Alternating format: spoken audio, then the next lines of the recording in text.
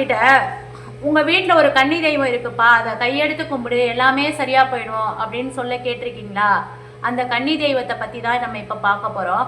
ஒரு பெண் வந்து இந்த உலகத்தில் தோன்றி மனம் முடிக்காமல் கன்னியாக மறைஞ்சு போயிட்டாங்க அப்படின்னு சொன்னால் அவங்கள வழிபடக்கூடிய ஒரு பண்பாடு தான் நம்மளுடைய கிராமங்களில் இன்றைக்குமே இருந்து வந்துட்டு இருக்குது.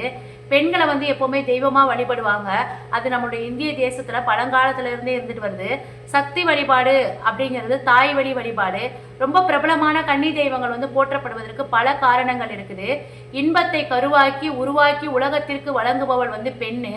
உயிருக்குள்ள உயிர் சுமந்து மனித குலத்தை விருத்தியடைய செய்தவளும் பெண் தான். இந்த காரணத்தினாலதான் பெண்ணை மகாசக்தி அப்படின்னு சொல்லியிருக்கிறான் ஆதி காலத்திலேயே மனுஷன். தன்னை விட பலம் குன்றிய ஒரு பெண்ணை பார்த்து பயந்துருக்கிறான், அவளை கையெடுத்து கும்பிட்டுருக்கிறான். அந்த காலத்துல மரபுக்கும் வரலாறுக்கும் இன்னைக்கு இருக்கக்கூடியதுக்கும் தமிழர்களுடைய கன்னி தெய்வ வழிபாடு தான் காரணம். ஒரு பெண் இந்த உலகத்துல வந்து கன்னியாக மறைஞ்சிருந்தா அவளை நம்மளுடைய கிராமத்தில் தெய்வமாக நினச்சி கும்பிடுவாங்க. இந்த கன்னிகள் வந்து தங்களுடைய சராசரி வாழ்க்கை தவற விட்டவங்க, அவங்கள துச்சமாக தூக்கி எறிஞ்சவங்க, கன்னித்தன்மையை கொடுத்து தாய்மையை பரிசை பெறாமலேயே இறந்தவங்க. இதனால தான் சராசரி பெண்கள் வணங்கும் தெய்வ நிலைக்கு உயர்ந்திருக்கிறாங்க. சுமங்கலிகள் வந்து கன்னி தெய்வங்களை வழிபட்டால் தாலியோட பலம் அதிகரிக்கும். கன்னி பெண்களுக்கு விரைவிலேயே திருமண யோகம் கூடி வரும் அப்படிங்கிறது காலங்காலமாக இருக்கக்கூடிய ஒரு நம்பிக்கை. இந்த தெய்வங்களுக்கு ஆடி மாதம் தை மாதம் வந்து சிறப்பான பூஜைகள் செய்து வழிபடுறது வழக்கம். பெரும்பாலும் எல்லா நாட்களுமே கன்னி தெய்வத்துக்கு ஏற்ற நாள் தான். எனவே எல்லா நாட்களிலுமே வணங்கலாம். மேற்கண்ட மாதங்களில் வணங்க முடியாதவங்க தை மாதம் 2வது நாளில் கன்னிக்கு பூஜை வச்சு வணங்குவாங்க. தங்களுடைய குலதெய்வத்தை பங்குனி உத்திரத்தில் வணங்கும் போது கூட மறக்காம இந்த வீட்டில் உள்ள கன்னிகளையும் வணங்கிட்டு போறது நல்லது. பொதுவாக ஒரு வீட்டினுடைய திசைகளை கன்னி மூலை, நெருப்பு மூலை, வாயு மூலை, ஈசான மூலை அப்படின்னு பிரித்து சொல்லுவாங்க. அதில் வடகிழக்கு மூலை இறைவனுக்குரிய ஈசான மூலை அப்படின்னு சொன்னால், தென்மேற்கு மூலை கன்னி தெய்வத்திற்குரிய கன்னி மூலை அப்படின்னு சொல்லுவாங்க. பெரும்பாலும் இறை வழிபாட்டுக்கு இணையான வழிபாடாக கன்னி தெய்வ வழிபாடு போற்றப்படுது. தமிழருடைய குடும்பங்களில் நோயாலேயோ விபத்தாலேயோ மடிஞ்சு போயிட்டாங்கன்னா கன்னியரை தான் வந்து வணங்குவாங்க.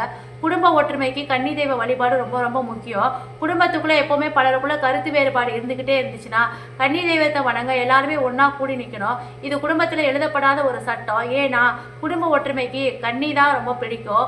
அனைவரும் குடும்பத்தோடு நின்று வணங்கினா கன்னி தெய்வத்துடைய மனம் குளிர்ந்து நமக்கு அருள் கிடைக்கும். இறந்த பெண் வயதுக்கு ஏற்ப அவங்களுக்கு உடை எடுத்து வைப்பாங்க. சிறுமியாக இருந்தால் அதுக்கேன ட்ரெஸ்ஸு, இளம் பெண்ணாக இருந்தால் பாவாடை சட்டை தாவணி, அதுவே வந்து பெரிய பெண்ணாக இருந்தால் சேலை வாங்கி வச்சு சாமி கும்பிடுவாங்க. கருக்கல்ல கன்னியை வணங்க துவங்குவாங்க. இளநார் பெட்டி அப்படிங்கிறதுல மஞ்சக்கிழங்கு, சிற்றாடை அல்லது சேலை, கண்ணாடி, சீப்பு வளையல், பிச்சிப்பூ, மறிக்கொழுந்து படைச்சு சாம்பிராணி மனத்தை வீடு முழுக்க பரப்பி முற்றத்தில் நீர் தெளித்து கன்னியை வரவேற்று வழிபடுவாங்க. இந்த நார்பெட்டிக்கு கன்னி தெய்வ பெட்டி அப்படின்னு சொல்லி பேர். கன்னி தெய்வ வழிபாட்டை பெட்டியை வந்து வைக்கும் போது பெரும்பாலும் அந்த குடும்பத்தில் உள்ள பூப்படைந்த பெண்ணுக்கு அருள் வந்து மூச்சிரைக்கும். அவங்க கிட்ட தங்களது குறைகளை முறையிட்டு தீர்க்குமாறு பணிவோட குடும்பத்தினர்லாம் வேண்டிப்பாங்க. தன்னை மறக்காம வழிபட்டா துயரத்தை போக்கி குடும்பத்தை தலைச்சோங்க செய்வதா அருள்வாக்கு கிடைக்கும். அதுக்கப்புறம் கன்னி மூலையில உயரமான இடத்துல இந்த பெட்டியை வச்சிருவாங்க.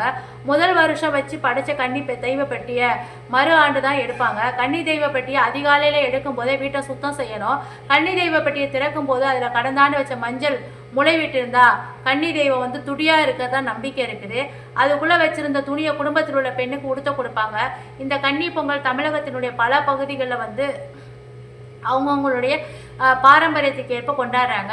துணியை தனது வீட்டில் மனமாகாத பெண்ணுக்கு மட்டும்தான் கொடுக்கணும். அவங்க திருமணம் முடிச்சு வேற வீட்டுக்கு போயிட்டாங்க அப்படின்னா அந்த அவங்களுக்கு அந்த துணியை வந்து கும்பிட்ட துணியை வந்து கொடுக்கக்கூடாது. வீட்டுக்கு வந்த மருமகளுக்கு கன்னிக்கு வணங்கின துணியை கொடுக்கலாம். ஏன்னா அவங்க இந்த குடும்பத்தோட பெண்ணு. தன்னுடைய பொருள் கூட தனது குடும்பத்தில் வசிக்கும் ஒருத்தருக்கு தான் கொடுக்கணும் அப்படிங்கிறது கன்னி தெய்வத்தினுடைய எழுதப்படாத சட்டம். குடும்ப ஒற்றுமைக்கு கன்னி தெய்வ வழிபாடு ஒரு சான்று. நவீன யுகத்தில் ஒவ்வொரு குடும்ப உறுப்பினருமே பொருள் தேட திரைக்கடல் தாண்டி ஓட வேண்டிய சூழ்நிலை இருக்குது. கல்யாணம், கோயில், கொடை இப்படி எல்லாரும் தான் ஒன்று சேருவாங்க. ஆனால் கன்னி தெய்வ வழிபாடு அப்படின்னா குடும்ப உறுப்பினர்கள் எல்லாருமே ஒன்றா சேர்ந்து இருக்கணும். குடும்ப உறுப்பினர்கள் எல்லாருமே ஒன்றா அமர்ந்து தான் படையலும் செய்யணும். பெரும்பாலும் பணியாரம், அதிரசம் அந்த மாதிரி இனிப்பு பலகாரம் கன்னி தெய்வத்துக்கு ரொம்ப பிடிக்கும். படையல் நிச்சயமாக பணியாரமும் அதிரசமும் வச்சு சாப்பிடுவாங்க. குடும்ப தலைவி எல்லாருக்குமே பரிமாறிட்டு தானும் ஒரு இடத்துல அந்த இடத்துல ஒரு இலையை போட்டு அவங்களோட உட்காந்து சாப்பிடுவாங்க. இந்த சமபந்தி விருந்து கன்னி தெய்வ வழிபாட்டில் ரொம்ப ரொம்ப முக்கிய பங்கு வகிக்குது. உலகத்தில் எந்த மூலையில் இருந்தாலும் உறவை தேடி ஓடி வருவாங்க. பெரும்பாலுமே ஒரு பெண்ணுக்கு எப்போவுமே தான் பிறந்த வீட்டின் மேலே பற்று இருக்கும். இது போன்ற கன்னி தெய்வங்களுக்கு அது போல தான் ஆசை. தான் வீட்டில் அண்ணன் தம்பி அப்படிங்கிற உறவு முறைகள் எல்லாருமே ஒன்றா நின்று தன்னை கும்பிடணும்னு ஆசைப்படுவாங்க. அப்படி வணங்கும் போது அவங்க மனம் குளிர்ந்து அவங்களுக்கு வேண்டிய வரம் கொடுப்பாங்க. இப்படி பல மாநிலங்களில் வசிப்பவங்க தங்கள் இடத்துக்கே வந்து கன்னிப்பெட்டியை வந்து கொண்டு வந்து வணங்கிட்டு போகிறாங்க. பெரும்பாலும் ஒரு கன்னி வீட்டில் துடியாக இருக்கிறாங்க அப்படின்னா அந்த வீட்டில் செய்வினை கோளாறு போயிடும். பேய் பிசாசு கிட்ட கூட வராது. நோய் நொடிகள் தீர்ந்து போயிடும். பிறந்த குழந்தை திடீர்னு அழுதுச்சு அப்படின்னா கன்னி தெய்வத்துக்கு பூஜை செய்யலை அப்படின்னு சொல்லிட்டு அர்த்தம். கன்னி தெய்வம் தன்னுடைய வேலையை குழந்தைய மூலமாக பூர்த்தி செஞ்சுக்குது. குழந்தைங்களுக்கு கிடைக்க வேண்டிய கல்வி செல்வம் கன்னி தெய்வத்தை வணங்கக்கூடிய பழக்கம் இருக்குது. ஒருத்தவங்களுக்கு வீட்டில் கன்னி தெய்வம் வந்து அவங்கள வணங்கிட்டு போனாங்கன்னா வேற எந்த தெய்வத்தை வணங்கலைனாலும் சிறப்பு. கன்னி தெய்வத்துடைய கதை பலவாறாக பேசப்பட்டிருக்குது. ஒரு குடும்பத்தில் ஒரு தாய்க்கு தலைமகளாக இருந்த சிறுமி ஒருத்தவங்க இறந்து போயிட்டாங்க. வருஷந்தோறும் அந்த பெண்ணுக்கு பாவாடை சட்டை வச்சு கும்பிடுறது அவங்க வழக்கமாக வச்சுட்டு இருந்தாங்க. 23 வருஷம் போயிடுச்சு. ஒரு நாள் அந்த பெண் வந்து தாயோட கனவுல வந்து, தாயே எனக்கு 23 வயசாயிடுச்சு, எனக்கு இன்னும் பாவாடை சட்டையே போட்டுட்டு இருக்கீங்க, இது பத்த மாட்டேங்குது அப்படின்னு கண்ணீர் மலையில கேட்குறாங்க. அடுத்த ஆண்டு வந்து சேலை வாங்கி சட்டை வாங்கி வச்சு வணங்க ஆரம்பிச்சாங்க. அந்த வீட்டில் கன்னி தெய்வத்தை வணங்குறது மறந்து போயிட்டாங்க. அந்த வீட்டில் பிறந்த குழந்தை தினமும் நைட்டு பயந்து அழுதுகிட்டே இருந்துச்சு. ஒரு நாள் வைத்தியர் ஒருத்தர் வந்தார். உங்கள் கன்னி தெய்வத்தை வணங்குங்க, எல்லாமே சரியாக போயிடும் அப்படின்னு சொல்லி சொன்னார். கன்னி மூலையில் குழந்தைய வச்சுட்டு அழுகனா அது அழுக நின்றுச்சான். இது போல் கன்னி தெய்வங்களை நம்ம நவீன காலத்திலையும் வழிபடக்கூடிய வழக்கம் இருந்துட்டு இருக்கு. பல அற்புதங்களையும் அதிசயங்களையும் செஞ்சுட்டு இருக்குது கன்னி தெய்வம்.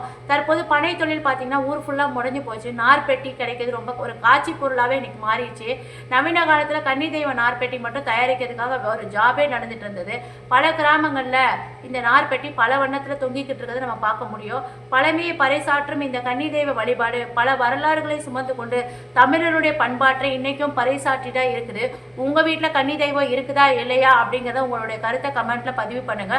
உங்களுக்கு நம்பிக்கை இருந்தால் உங்களுடைய குலதெய்வம் கன்னி தெய்வத்தை போய் வணங்குங்க. உங்க வீட்டில் செல்வ செழிப்போம் மங்களகரமான நிகழ்வுகளும் தொடர்ந்து நடக்கும் அப்படிங்கிறது நம்பிக்கை. நாளைக்கு நம்ம அடுத்து வேற ஒரு வீடியோல பார்க்கலாம்.